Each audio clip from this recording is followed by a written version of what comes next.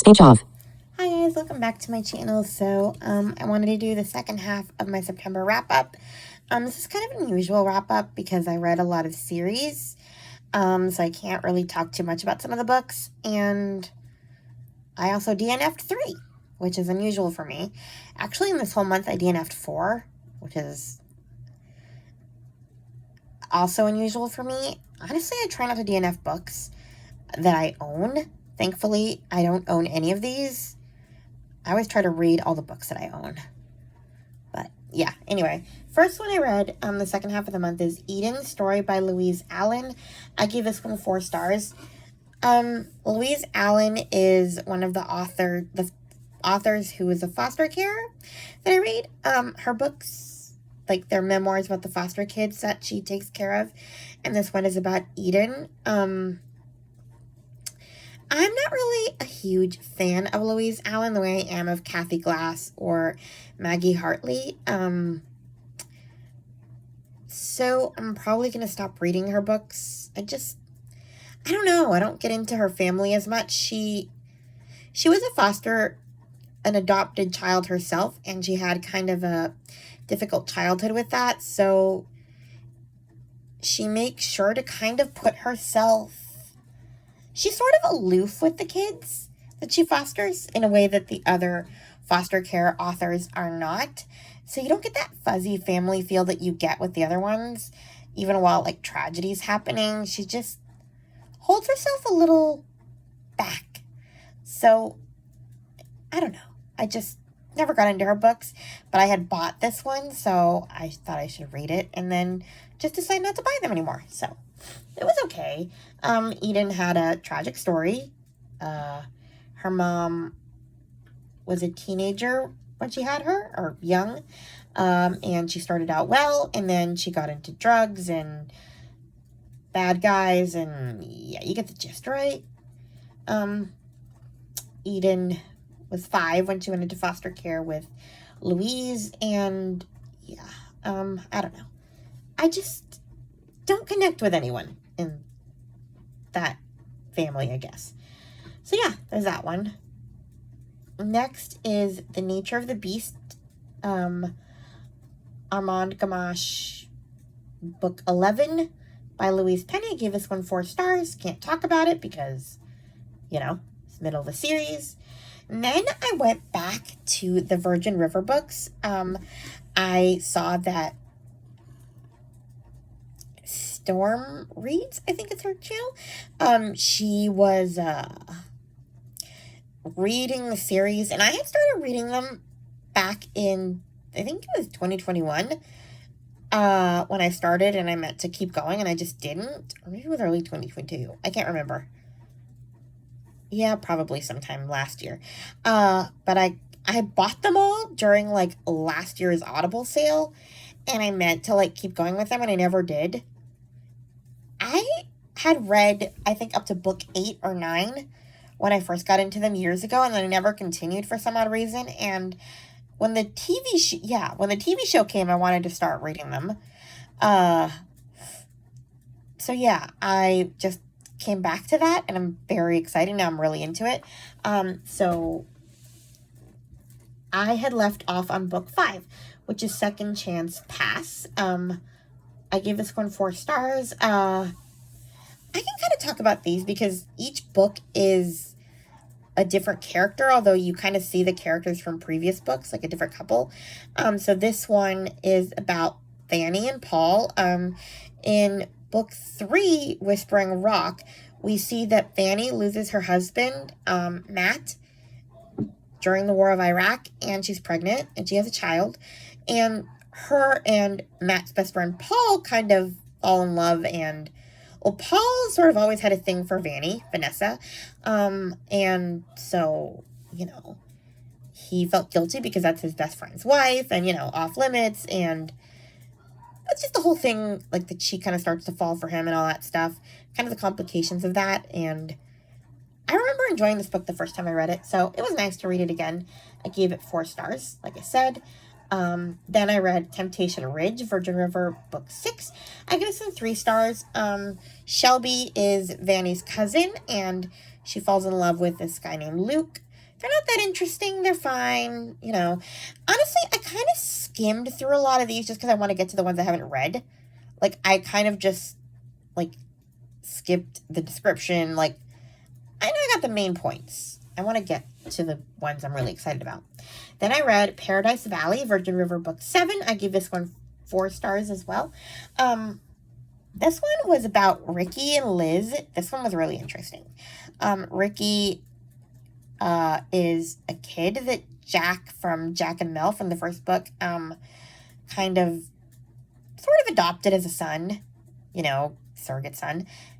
And he was in the war in Iraq, and he got injured and lost a leg, and kind of how him and Liz, his girlfriend, navigate that. Their romance has been going on since book 1 when they were teenagers and they had an unplanned pregnancy that ended in tragedy. I'm giving a lot of spoilers away. I'm going to have to put that in the title. But yeah, it was a sad book. Then I took a break from Virgin River and I read Only for My Daughter by Emma Robinson. I gave this one 5 stars. I love Emma Robinson. I discovered her through a Facebook group. And I'd had this one on my Audible, like, library for a while. I bought it when it came out, like, 2 years ago? And I never read it. And I'm trying to, like, read backlist books. I'm trying to, like, I keep buying audiobooks and I don't listen to them. And I keep buying the new ones as they come out. And I listen to the newer ones and I forget the old ones. Whatever. But, anyway. It's about 2 moms. Samantha and what's the other one? Julia, and their daughters, Grace and Kira, are best friends, or they were best friends. Samantha is kind of like, you know, your typical suburban mom. She's well off. She has a husband, you know, she's a member of the PTA. She's popular. And, Julia is, like, single mom, divorced, you know, and not really with the in crowd. And their daughters, Kira and Grace, make friends. And, you know, as children and as they get older, they fall apart because Kira wants to be with the popular people. And it's just, you know, the bullying that happens as teenagers grow apart. And one day, Samantha gets a call that Kira has been hurt and is in a coma. And Grace comes home and she's covered in blood. And so did Grace do it? Like, that's kind of the mystery. And Julia's like, I must protect my child. And, you know, like, do I protect my child at the expense of this other girl I love, you know, even if she did potentially injure her. So it's like, did Grace do it or did she not do it? That kind of thing. And so that's kind of the question in the book. I'm not going to tell you any more than that. It's a really good book. I love this author. Then I read The Last Lifeboat by Hazel Gaynor. I heard about this one through Krista from Books and Jams, and she just read it last month. And I kind of got motivated to read it. I've had it on my TBR since it came out, but I haven't read it. So basically this takes place in 1940. It's about 2 different women. Alice King, she is kind of bookish and you know, she's a teacher and she's bookish and she wants to help with the war, so she finds a job as an evacuee, evacuating British children. And the other point of view is Lily Nichols, who basically she puts her children on this boat, well, on this ship with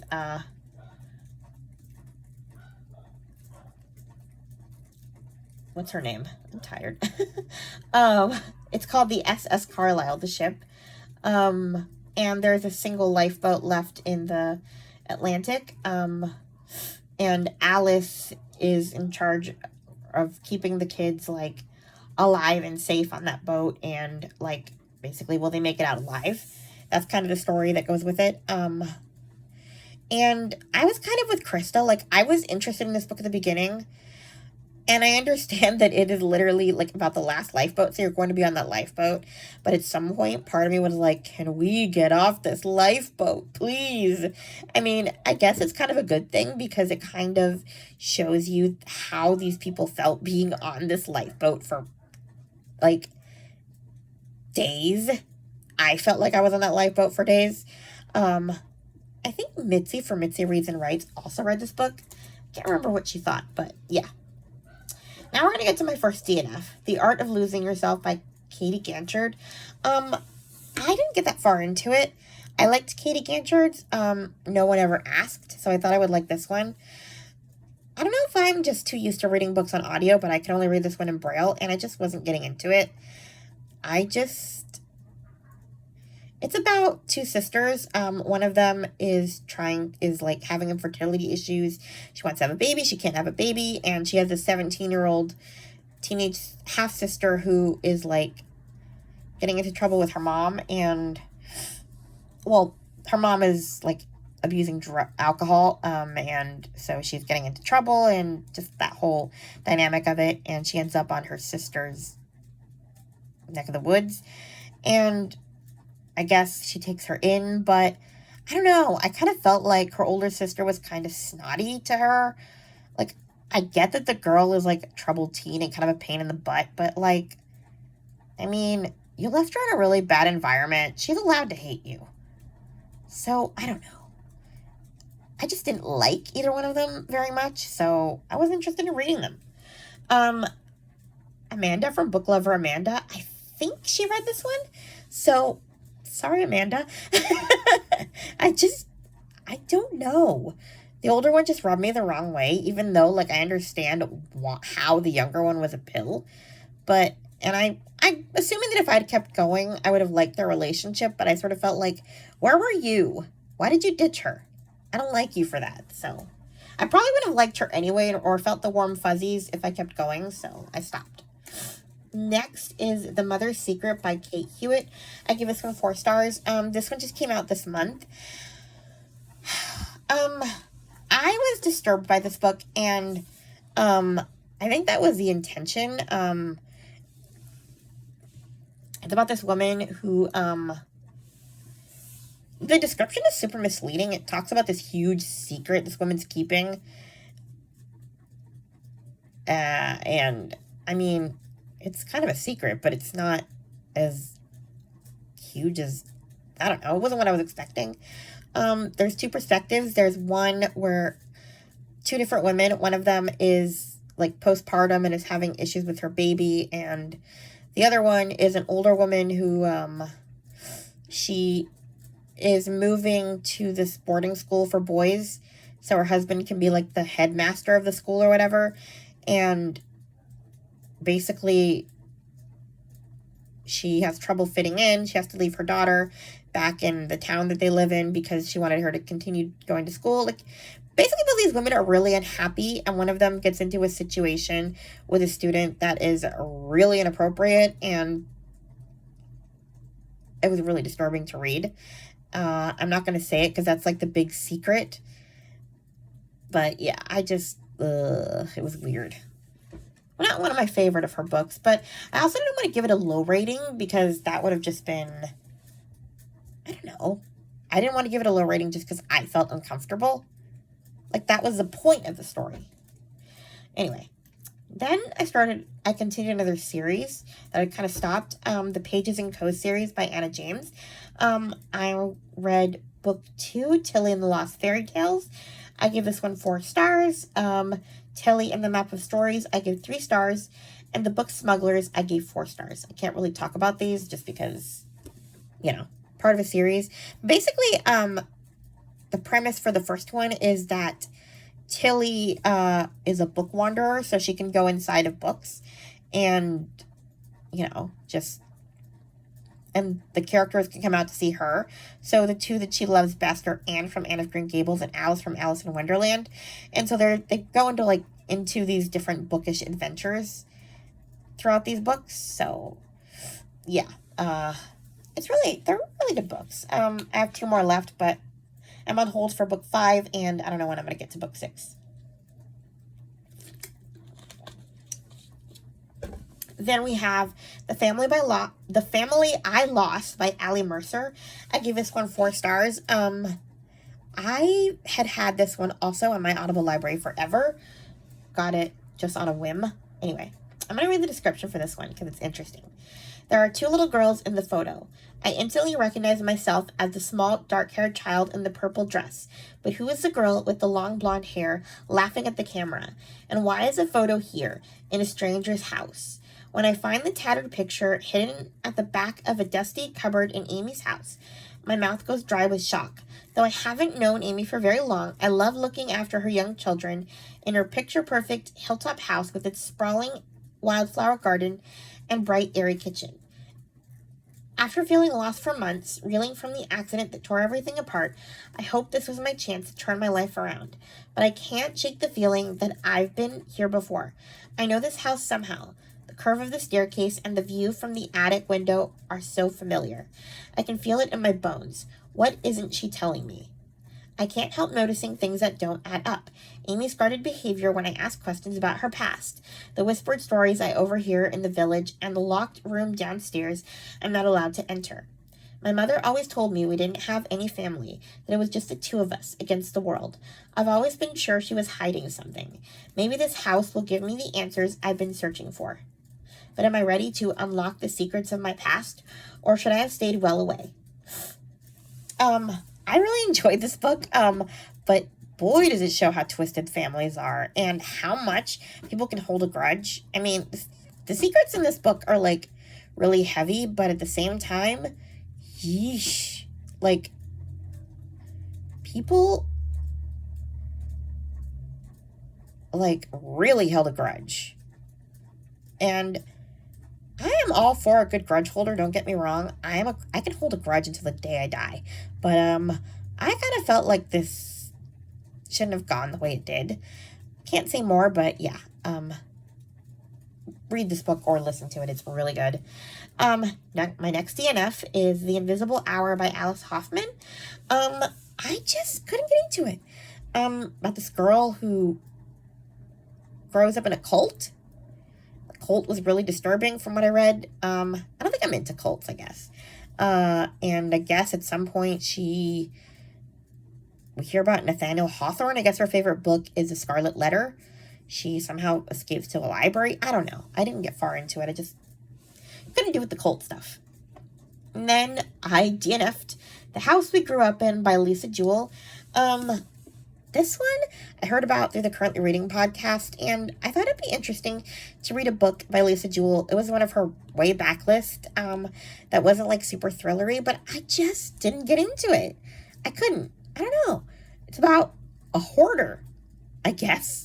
A family whose mom is a super hoarder, and you kind of go back and forth in time from when the mom dies and then back in time to when they were kids. And I don't know, I think it was just too character driven for me. It's not the plot driven I'm used to from Lisa Jewell, so I kind of just DNF'd it at 10%, returned it to the library.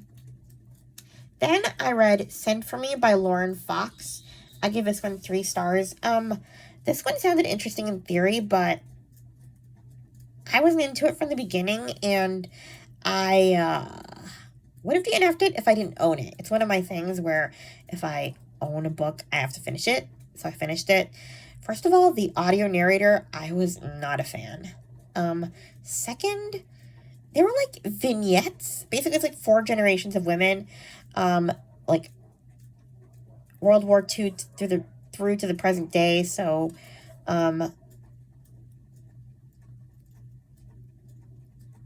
4 generations of, girls, women. The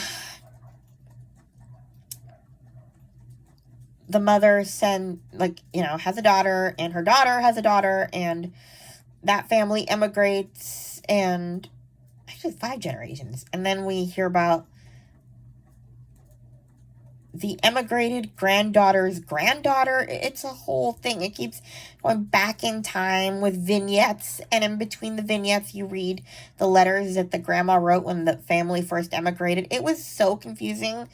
I can't even describe it without confusing myself, without confusing you, because I was confused myself, and it was too much back and forth, flipping between couples or between girls, and ugh. It just made it so I didn't like care about anyone by the end of it. So I don't know.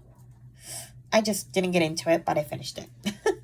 Then I heard about the Bookish Knitter. She's doing a read along of the entire Babysitters Club series, and I've always wanted to read all of them, but I never did. I read a lot of them as a kid, but not all of them, and a lot of them weren't available in Braille or audio, and now Audible has all of the series on audio, and I was excited about that at the beginning, but they're only Audible exclusives, and they don't have the mysteries or the super specials, which sucks, but, and I also just I didn't want to buy them all, because I'm only going to read them once, but it feels a little better to do this read-along with everyone who decides to do this read-along, and kind of just buy the assigned readings each month, so I'm slowly paying for them instead of, like, doing what I would normally do and binge, and next thing you know, I'm going to spend, $1,000 all at once on all these books. To be fair, they're pretty cheap, and they're easy to get through, but it just feels like a lot. They really should put those in the Audible Plus catalog, because there's, 100 and something books. I don't know.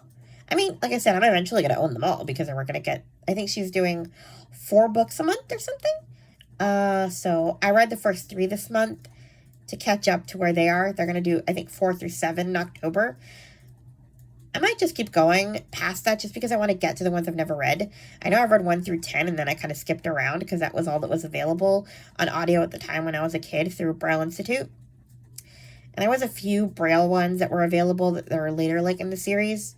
Whatever. Anyway, I read Christie's Great Idea by Anna Martin. I give this one 4 stars. That's basically the start of the Babysitters Club series. It's so interesting to read these as an adult because I'm going to have fun with my commentary on these books. Because I actually was kind of with Christie on hating Watson for 2 reasons. One, I was at her side when she was kind of offended that he left his kids with a babysitter to work in the morning and then he went out on a date with Christie's mom in the evening. I'm like, okay, great. That's nice. You get your kids every other weekend and you leave them for an entire day of that every other weekend. I don't care if you suck. I don't know. I was kind of on her side with that. Even though, she corrects herself and says that he's a great dad and he gets them when he's supposed to get them. And generally he does sound like he's a good dad, but I don't know. I feel like maybe I'm just used to the 50-50 custody that is more common in today's world because it's so interesting to read about, these books are written in the 80s. So, it's so okay back then for people to say, Karen and Andrew don't live with us. They just visit every other weekend. And it's like, ugh, you suck. Anyway, so, yeah. That's that one. And so, I don't know, I was kind of glad that she hated Watson for a while. I was sort of sad when they kind of made up. I don't know. I don't think I'd like it if my life changed like that. Then I read Claudia and the Phantom Phone Call. I also give this one 4 stars. I was kind of a little bit annoyed with Claudia just because it's do your homework. Really? Just do your homework. I'm just such a teacher's pet. So, I was just, you're bad. I mean, I get not liking school. I don't like things, but she acts like getting in trouble for not doing her homework is the worst. Is so unfair, but it really isn't. I don't know. It's so weird reading about these kids as an adult. You just see them so differently, but I don't know. I still like this one. It was Halloween-y, kind of. you know, because they were worried about like this phantom caller that like calls and hangs up and was like burglarizing people's houses. So it was kind of freaky. So yeah, there's that one. And then I read Under the Christmas Tree by Robin Carr. I give this one 5 stars. It was I think it was like a novella in between books 7 and 8 of the Virgin River series. Basically, a box of abandoned puppies appears at Jack's bar, and the couple that's in charge of this book are like having to take care of the puppies, and you know, love ensues, Christmas magic, blah blah blah. It was fine. I give it 5 stars. Warm and fuzzy, nothing to write home about. Then I read the last book is The Truth About Stacy by Anna Martin. I gave this one 3 stars. I don't know. I like this one okay, but I was kind of felt bad for Stacy with like the diabetes thing. Like, I don't know. I think just because we have so much more autonomy now, like autonomy is so important in today's like society, like it's your body type thing. I'm not trying to get into like the abortion of it all, but like we just have this attitude about so many things, and it's so jarring to hear them say, yeah, well, we make decisions about your body, too bad. You know, we're going to take you to all these doctors and you have to suffer. Sorry, Stacy. I don't know. It just felt jarring considering the times we live in, but, you know. So I think I was kind of mad at her parents. As for Lane, her friend, I don't know. I just didn't like her and didn't think she deserved forgiveness for being a jerk. Yes, I know I am being hard on a 12-year-old child. Anyway, that is all I read in the month of September. Please like, comment, and subscribe, and I'll talk to you guys in my next video. Bye. Speech on. Stop recording video.